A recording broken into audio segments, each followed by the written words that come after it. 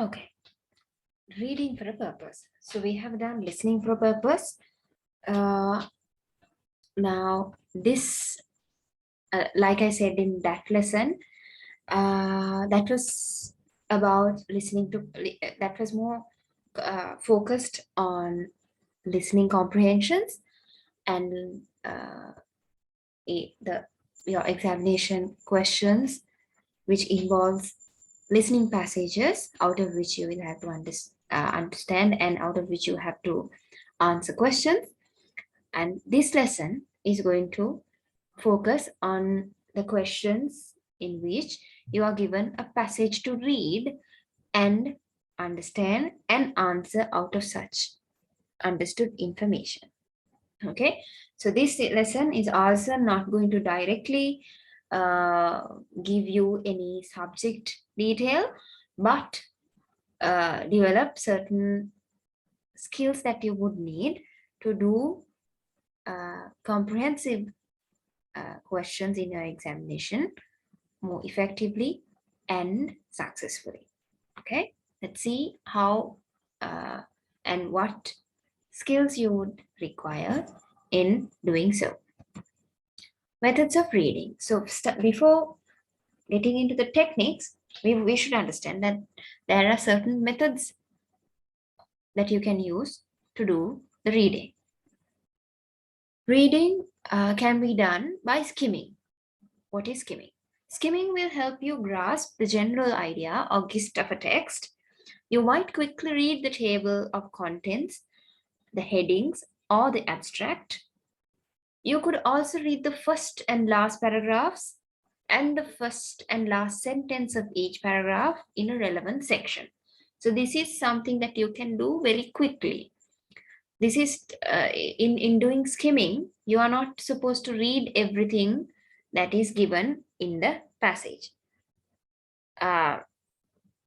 Skimming is good for certain instances in which you are in a hurry to gather some information or to know something about an article, or to know the general idea about an article or something, where you don't really have to rely on the passage, but maybe to gather a general idea about the content of the article, skimming would be an ideal method.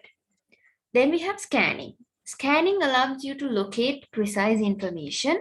You might identify a key term or expression which will alert you to where your subject is being addressed.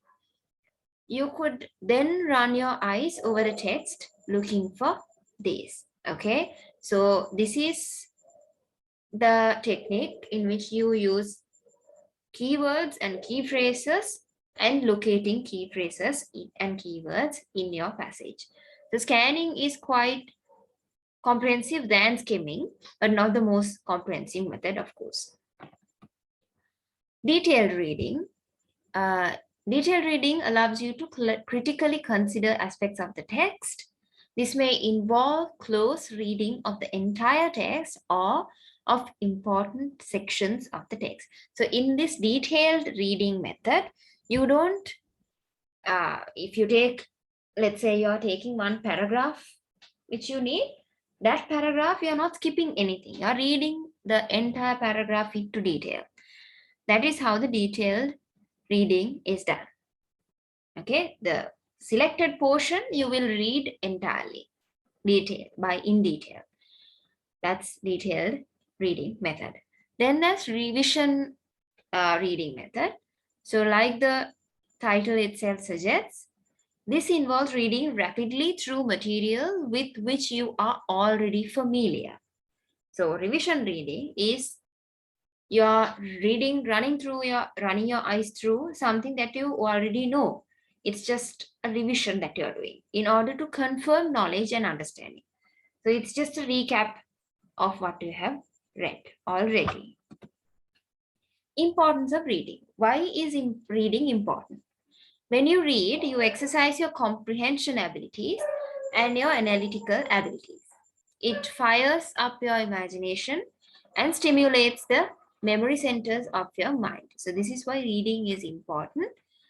It's more of an exercise that you do to your brain.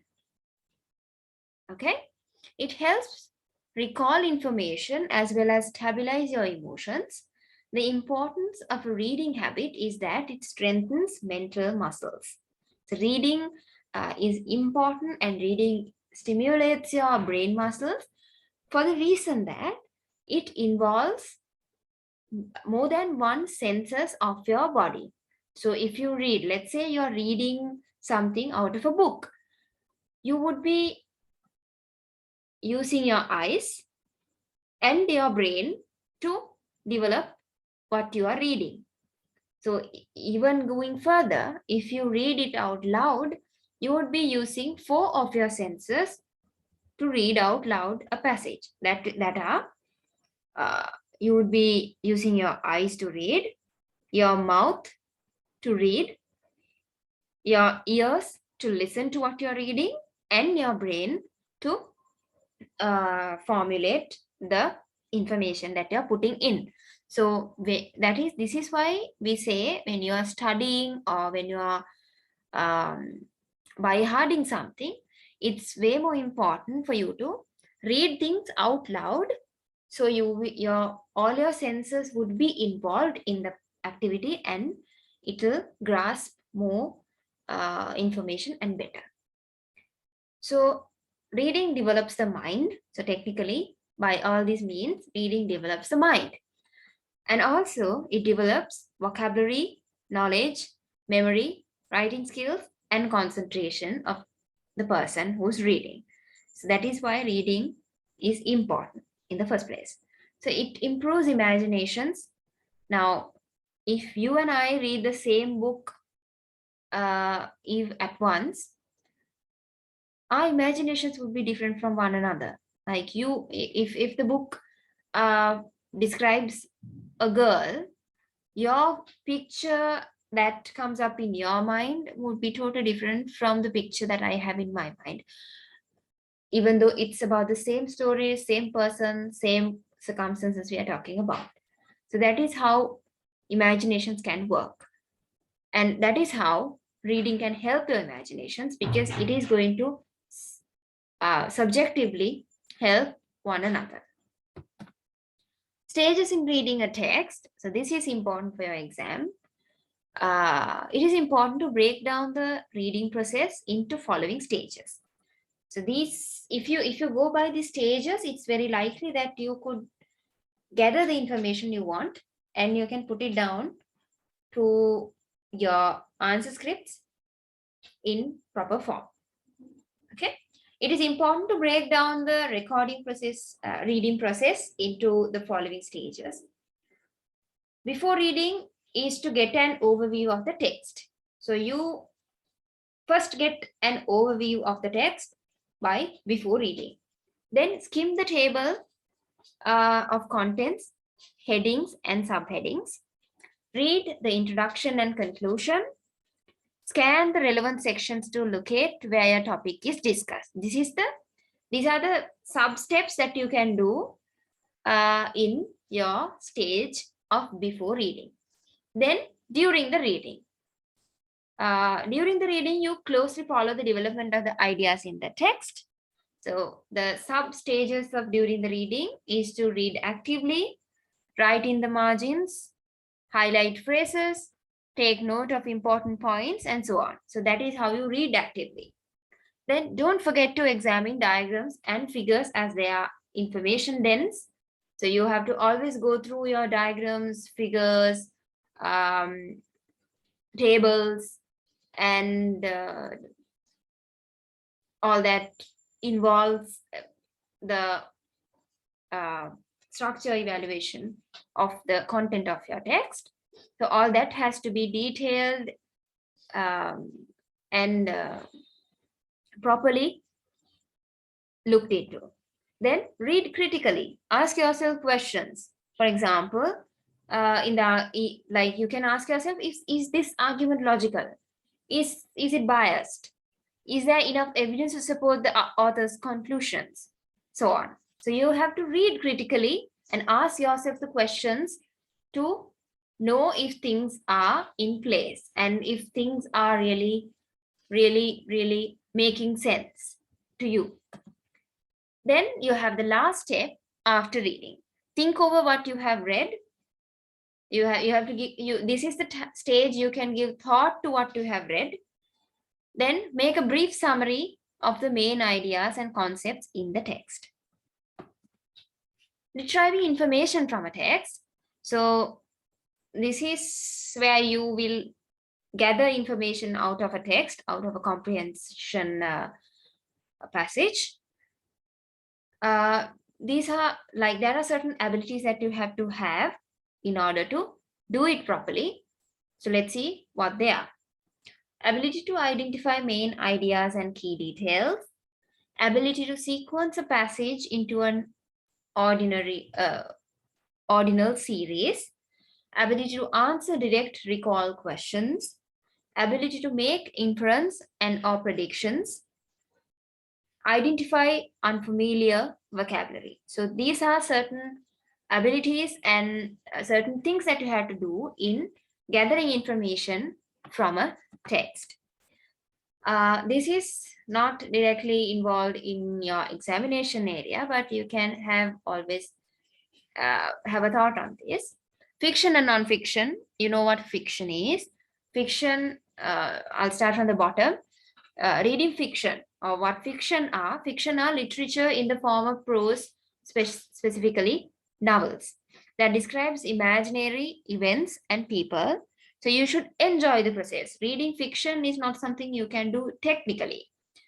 Now, reading a novel, you can't just read for the sake of reading it. You should enjoy the process of reading. You can have a coffee and just probably at one of the comfortable places in your house. You don't really have to sit down. Also, you can just lie down and read it. It's just the process that you're enjoying. So fiction is for passionate reading, technically.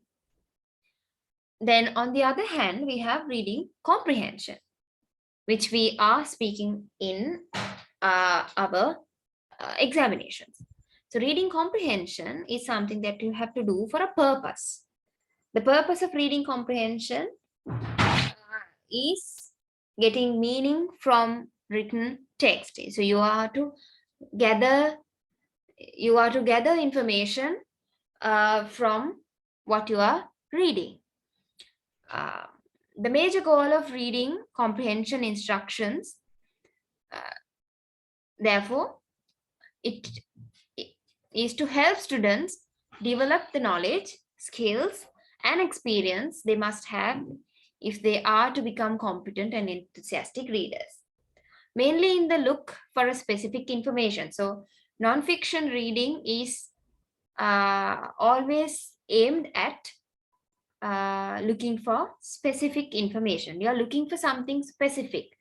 Now, if you take an examination comprehension question for an example, you are looking for some specific information. You need to answer your questions, right? So it's not something you are doing for passion or something you are doing to enjoy the process, but to gather certain specific information. So having that in mind, only that you should do reading comprehensions. Reading for specific information gives you certain benefits. Let's look at that also. So it improves your vocabulary. So when you are looking for specific information, and if you come across certain words that you don't know the meaning of, you would always have to look at the meaning. So your vocabulary will be improved. Come up with questions about the text you are reading and use context clues if you don't remember, like if in questions like you get in your examinations, you might not know certain meanings of certain words. So in such cases, you can always use context clues. Look for the main idea and generalize the idea for your area, for the area that you don't understand. That also can be done. Write a summary of what you read. Break up the reading into smaller sections and pace yourself. Okay, so I hope this lesson helps you in your examination in answering the comprehension passage questions. So for a sum up, in your examinations, you will have multiple choice questions, listening passage questions, and reading passage questions. So this lesson is, I would say, was aimed at reading passage questions or comprehension questions. So I hope the content of this, the technical content of this lesson would help you in answering your comprehension questions in the examination. So thank you.